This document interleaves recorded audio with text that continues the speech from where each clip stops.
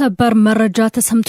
በመካከለኛው ምስራቅ ለሚቀጥሉት 10 ቀናት የሚቆይ አዲስና አስገራሚ የጦርነት ቀጠሮ ተቆርጧል። ፕሬዝዳንት ዶናልድ ትራምፕ በኢራን የኃይል ማመንጫ ጣቢያዎችና በመሰረተ ልማቶች ላይ ሊሰነዝሩት የነበረውን መጠነ ሰፊ ጥቃት እስከ ሚያዝያ 6 ድረስ ማራዘማቸውን በይፋ አስታውቀዋል። ትራምፕ ከሁሉ ትልቁን የኃይል ጣቢያ መጀመሪያ በመምታት ኢራንን በጨለማ እናሰጥማታለን ሲሉ የመጨረሻውን ማስጠንቀቂያ ሰጥተዋል። በሌላ በኩል ሳውዲ አረቢያ ለዋይት ሃውስ ባስተላለፈችው ሚስጥራዊ መልእክት ትራምፕ ጦርነቱን እንዳያቆሙና ጥቃቱን ይበልጥ እንዲያጠናክሩ በይፋ ተማጽናለች። ይህ በእንዲህ እንዳለ አሜሪካና ኢራን በፓኪስታን አማካኝነት ቀጥተኛ ድርድር ለማድረግ ዝግጅታቸውን ማጠናቀቃቸው ተሰምቷል። የኢራኑ ፕሬዝዳንት መሱድ ፔዚሽያን ግን ሙስሊም ሀገራት በጠላት ሴራ እንዳይከፋፈሉና በአንድነት እንዲቆሙ የህልውና ጥሪ አቅርበዋል። እነዚህንና ሌሎች ሰበር መረጃዎችን በዝርዝር ይዘናል። እስከ መጨረሻው አብራችሁን ቆዩ።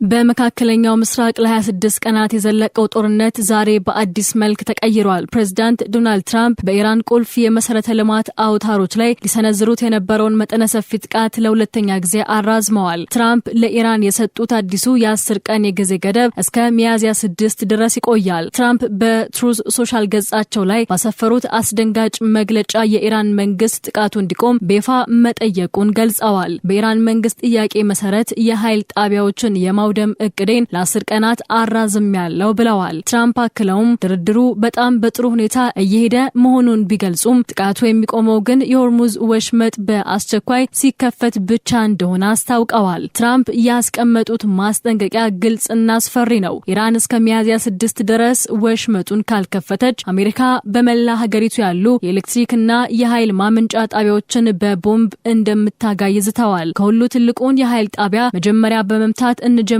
ያሉት ትራምፕ ይህም መላዋን ኢራን ለሳምንታት በጨለማ ውስጥ እንድትቆይና የኢንዱስትሪ እንቅስቃሴዋ እንዲገታ ለማድረግ የታለመ መሆኑን አመልክተዋል። ይህ ስትራቴጂ ኢራንን ወደ ድርድር ጠረጴዛው ለማምጣት እንደ ትልቅ የኢኮኖሚና የስነ ልቦና ጫና ጥቅም ላይ ውሏል። ትራምፕ ድርድሩ በጥሩ ሁኔታ ላይ ነው ቢሉም የኢራን ባለስልጣናት ግን ይህንን ንግግር ፈጠራ ሲሉ አጣጥለውታል። ቴህራን እንደገለጸችው ትራምፕ ይህንን የሚያወሩት የዓለም የነዳጅ ገበያን ለመቆጣጠርና የነዳጅ ዋጋን ለማረጋጋት በሚያደርጉት ማጭበርበር ነው። ኢራን ከአሜሪካ ጋር ምንም አይነት ቀጥተኛ ድርድር እያደረገች አለመሆኑን ደጋግማ ገልጻለች። ይህ በዋይት ሃውስና በቴህራን መካከል ያለው የተቃረነ መግለጫ ጦርነቱ በዲፕሎማሲያዊ የቃላት ጦርነት ውስጥ መቆለፉን ያሳያል። ብዙ ወታደራዊ ተንታኞች ትራምፕ ጥቃቱን ለምን እንዳራዘሙት የተለያዩ ጥርጣሬዎችን እያነሱ ነው። አንዳንዶች ትራምፕ ለሰላም እድል እየሰጡ ነው ሲሉ፣ ሌሎች ደግሞ ይህ የ10 ቀን ጊዜ አሜሪካ ተጨማሪ የምድር ጦሯን ወደ ቀጠናው ለማንቀሳቀስና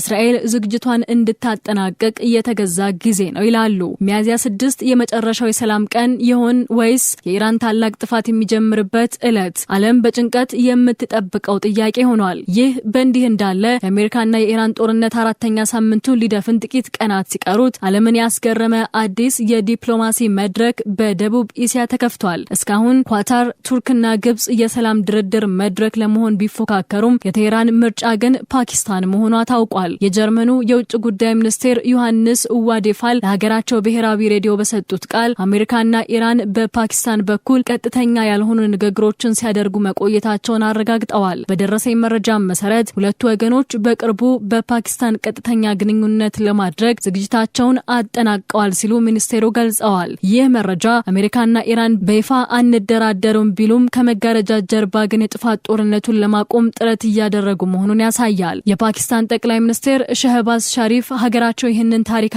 ጦርነት ለማቆም ትርጉም ያለውና ወሳኝ ድርድር ለማስተናገድ ዝግጁ መሆኗን በይፋ አስታውቀዋል። ፓኪስታን ከሁለቱም ሀገራት ጋር ያላት ግንኙነት ለዚህ ሚና አመቻ አድርጎታል። ዋይት ሃውስም ቢሆን የፓኪስታን ጦር አዛዥ ጀነራል አሲም ሙኒር ባለፈው ሳምንት መጨረሻ ከዶናልድ ትራምፕ ጋር በስልክ ተደራድረው ስለ ግጭቱ መፍትሄ መወያየታቸውን አረጋግጠዋል። ኢራን እንደ ኳታር ያሉ የአረብ ሀገራትን ከመምረጥ ይልቅ ኢስላማባድን ፓኪስታንን መምረጧ ትልቅ ፖለቲካዊ ትርጉም አለው። ፓኪስታን የኒውክሌር ኃይል ያላት ብቸኛዋ ሙስሊም ሀገር መሆኗና ከኢራን ጋር ያላት ረጅም የድንበር ትስስር ከኢራን በድርድር ወቅት የተሻለ ደህንነትና መተማመን እንዲሰማት አድርጓታል። በተጨማሪም ፓኪስታን በአሜሪካና በኢራን መካከል የምትከተለው ሚዛናዊ ፖሊሲ ለሁለቱም ወገኖች ተመራጭ አድርጓታል። ምንም እንኳን የጀርመኑ ሚኒስቴር መረጃ ተስፋ ሰጪ ቢሆንም የሰላም ንግግሩ ስኬታማ ይሆናል ለማለት ግን ገና ነው። ትራምፕ ጥቃቱን ለ10 ቀናት ማራዘማቸው ለዚህ የፓኪስታን ድርድር እድል ለመስጠት እንደሆነ ቢገመትም በሌላ በኩል ግን ድርድሩ ካልተሳካ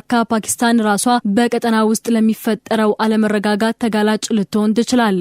ኢስላማባድ የሰላም ድርድር መሆን ትችል ይሆን ወይስ ድርድሩ እንደ ቀድሞዎቹ መድረኮች በከፋ ሙከራ ይጠናቀቃል የሚለው በቅርቡ የሚታይ ይሆናል። በመካከለኛው ምስራቅ ለሳምንታት የዘለቀው ጦርነት አሜሪካንና ኢራንን ብቻ ሳይሆን ቀጠናዊ ኃይሎችንም ወደ ድብቅና ይፋዊ ፍጥጫ ውስጥ ከቷቸዋል። በአንድ በኩል ሳውዲ አረቢያ ጦርነቱ እንዲፋፋም ስትገፋፋ፣ በሌላ በኩል ኢራን የሙስሊም ሀገራትን አንድነት እየተማጸነች ትገኛለች። እጅግ አስደንጋጭ የሆነው መረጃ እየወጣው ከሳውዲ አረቢያ የደህንነት ምንጮች ነው። እንደ ኒውዮርክ ታይምስ ዘገባ ከሆነ የሀገሪቱ ትክክለኛ መሪ አልጋ ወራሽ መሐመድ ቢን ሰልማን ፕሬዝዳንት ዶናልድ ትራምፕ በኢራን ላይ የጀመሩትን ጦርነት እንዳያቆሙ በይፋ ተማጽነዋል። ሳውዲ አረቢያ ይህንን የአሜሪካና የእስራኤል ጥቃት መካከለኛው ምስራቅን ዳግም ለመቅረጽ የተገኘ ታሪካዊ ድል አድርጋ ነው የምትመለከተው። የሳውዲ የደህንነት ምንጭ እንደገለጸው ሪያድ ጥቃቱ እንዲቀጥል ብቻ ሳይሆን ይበልጥ እንዲጠናከር ግፊት እያደረገች ነው። ፕሬዝዳንት ዶናልድ ትራምፕ ለሳውዲ አረቢያ ጥያቄ ያላቸውን አዎንታዊ ምላሽ ለጋዜጠኞች በሰጡት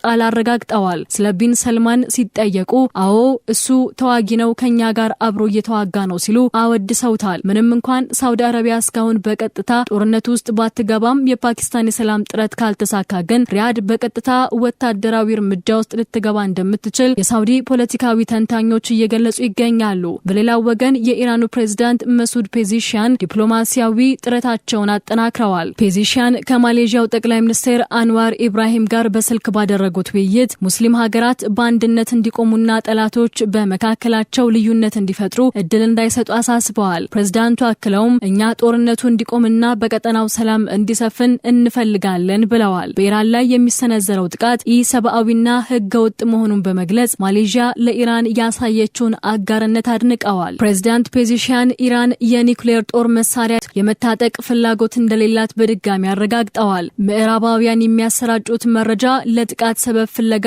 የተቀነባበረ ውሸት መሆኑን ገልጸዋል። የማሌዥያው ጠቅላይ ሚኒስትርን በበኩላቸው ሀገራቸው የአሜሪካና የእስራኤልን ጥቃት በፓርላማ ደረጃ ማውገዟንና ከኢራን ጎን መቆሟን ገልጸዋል። ይህ በሳውዲና በሌሎች ሙስሊም ሀገራት መካከል ያለው የተቃረነ አቋም ጦርነቱ በእስልምናው ዓለም ውስጥ ትልቅ ክፍፍልን መፍጠሩን ያሳያል። ታዲያ ጦርነቱ ወደ 4ኛ ሳምንቱ ሲሸጋገር ወታደራዊው ፍጥጫ ወደ ከፋ የፕሮፓጋንዳና የሰብአዊ መብት ጥሰት ውንጀላ ተሸጋግሯል። የኢራን ውጭ ጉዳይ ሚኒስትር አባስ አራግቺ አሜሪካ በመካከለኛው ምስራቅ የምትከተለውን አዲስና አደገኛ የመከላከል ስልት በይፋ አጋልጠዋል። ሚኒስትር አባስ አራግቺ በትዊተር ገጻቸው በኤክስ ገጻቸው ላይ ባሰፈሩት አስደንጋጭ መረጃ በፋርስ ባህረ ሰላጤ ሀገራት እንደ ኳታር፣ ኤምሬትና ኩዌት የሚገኙ የአሜሪካ ወታደሮች ከለመዱት የጦር ሰፈር ወጥተው በሲቪል መኖሪያዎች ውስጥ መሸሸጋቸውን ገልጸዋል። ከጦርነቱ መጀመሪያ ጀምሮ የአሜሪካ ወታደሮች ከወታደራዊ ካምፖቻቸው በመሸሽ በሆቴሎችና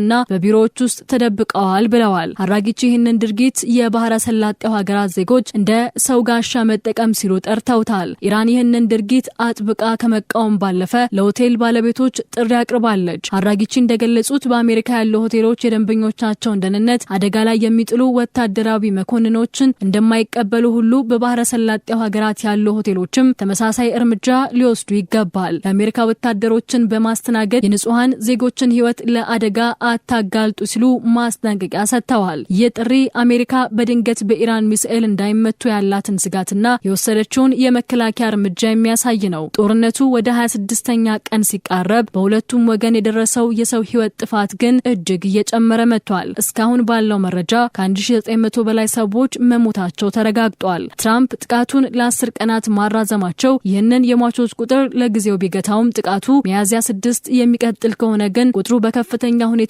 ሊጨምር እንደሚችል ይፈራል። በተለይም በኢራን የኃይል ጣቢያዎች ላይ የሚሰነዘረው ጥቃት በሚሊዮን የሚቆጠሩ ንጹሃንን ለከፋ ችግር ይዳርጋል። ክቡራትና ክቡራን፣ አሁን መካከለኛው ምስራቅ በሁለት አማራጮች መካከል ትገኛለች። ትገኛለች። በአንድ በኩል በፓኪስታን በኩል የተጀመረው የሚስጥራዊ ድርድር ተስፋ፣ በሌላ በኩል ደግሞ ትራምፕ እስከ ሚያዝያ 6 የሰጡት የ10 ቀን የሞት ቀጠሮ። ሳውዲ ጦርነቱ እንዲቀጥል ስትገፋፋ፣ ኢራን ደግሞ አሜሪካ ንጹሃንን እንደ ጋሻ እየተጠቀመች ነው ስትል ትከሳለች። በሚቀጥሉት 10 ቀናት የሚደረገው ዲፕሎማሲያዊ ሽኩቻ የዓለምን ሰላም ወይም የከፋ ውድመትን የሚወስን ይሆናል። ለአሁን አበቃን። እነዚህንና ሌሎች ወቅታዊ ሰበር መረጃዎች በፍጥነት እንዲደርሷችሁ ቻናላችንን ሰብስክራይብ ማድረጋችሁንና የደወል ምልክቷን መጫን አትርሱ።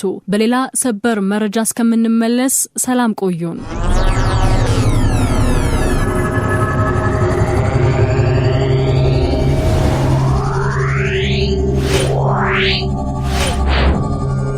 Yeah.